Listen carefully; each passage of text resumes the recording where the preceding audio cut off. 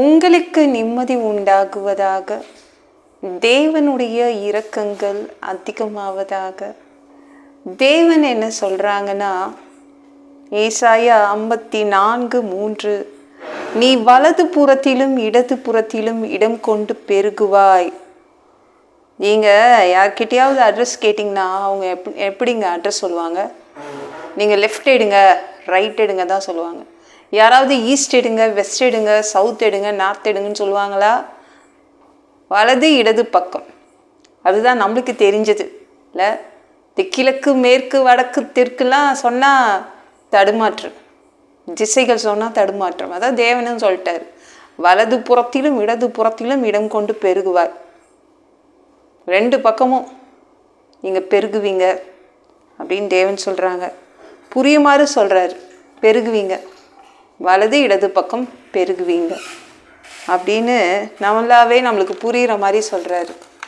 இதுதான் இந்த இடத்துல மட்டும்தான் பெருகுவீங்கன்னு கிடையாது, எல்லா இடத்துலையும் உங்களுக்கு முன்னேற்றம் இருக்கும் அப்படின்னு தேவன் சொல்கிறாங்க. உங்களை தனியாக விட்டு நீ பெருகு முன்னேறுன்னு சொல்லலை, அவர் கூட வந்து உதவி செய்து உங்களை பெரிய ஆளாக ஆக்குவார். நீங்கள் பெருகுவீங்க, உங்ககிட்ட ஒரு நல்ல முன்னேற்றம் இருக்கும்.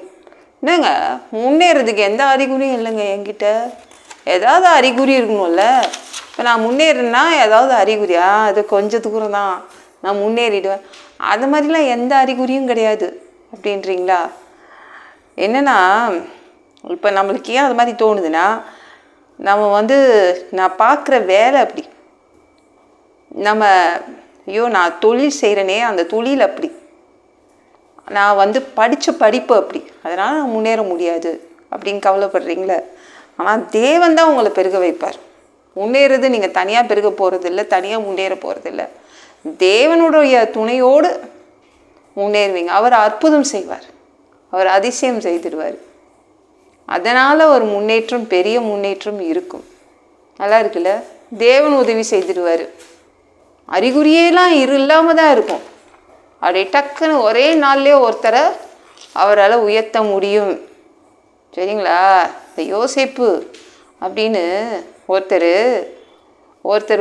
அவங்க அண்ணனுக்கு அடிமையாக விற்றுட்டாங்க. அடிமையாக இருந்தால் யாராவது முன்னேற முடியுமா? ஜெயிலில் போட்டாங்க. ஜெயிலில் இருந்தால் யாராவது முன்னேற முடியுமா?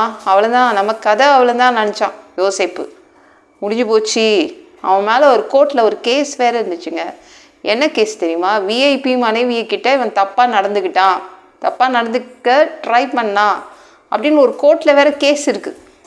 எப்படி இப்படிப்பட்ட ஒரு ஆள் முன்னேற முடியும்? ஆனால் தேவன் முன்னேற்றினாரு.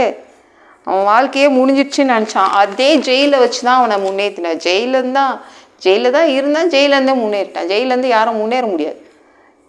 அவன் எந்த படிப்பும் படிக்கலை, எந்த டிகிரியும் ஜெயிலில் உட்காந்து பட்ட படிப்புலாம் படிக்கலை, கலெக்டர் எக்ஸாம்லாம் எழுதலை, யூபிஎஸ்சிலாம் எழுதலை, எலெக்ஷனில் நிற்கலை, எதுவுமே செய்யலை. ஆனால் தேவன் என்ன பண்ணார்? ஒரு அற்புதம் செய்தார், ஒரு அதிசயம் செய்தார். அதனால் பிரைம் மினிஸ்டராக ஆயிட்டான். எகிப்து நாட்டுக்கே பிரைம் மினிஸ்டருங்க. தேவன் ஒரே நாளில் முன்னேற்றிடுவாருங்க.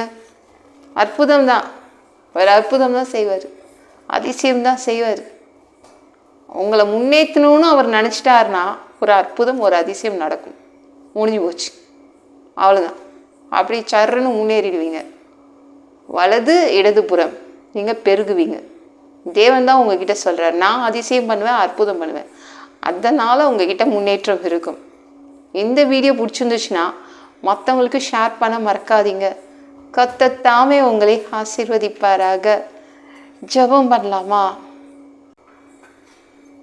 அன்பு பிதாவே, உங்கள் பிள்ளைங்க உங்கள் பாதத்தில் வந்திருக்காங்கப்பா. சமீரக்கம் செய்யுங்க, இறங்குங்க அப்பா. உங்கள் பிள்ளைங்க கிட்ட ஒரு பெரிய முன்னேற்றம் இருக்கும்.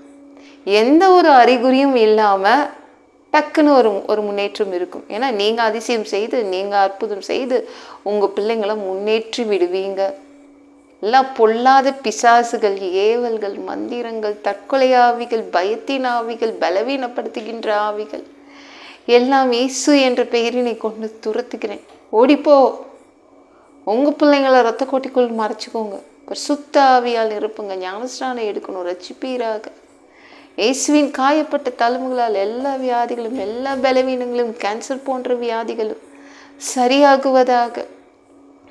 பா, மனிதனா பிறந்த ஜீவ புஸ்தகத்துல பேர் இருக்கணும். அப்படி இல்லைன்னா அந்த மனிதனை பிடிச்சி நீங்க நரகத்துல தள்ளிடுவீங்க. தீ எரிகிற இடத்துல எப்படி போய் வாழ்றதுப்பா?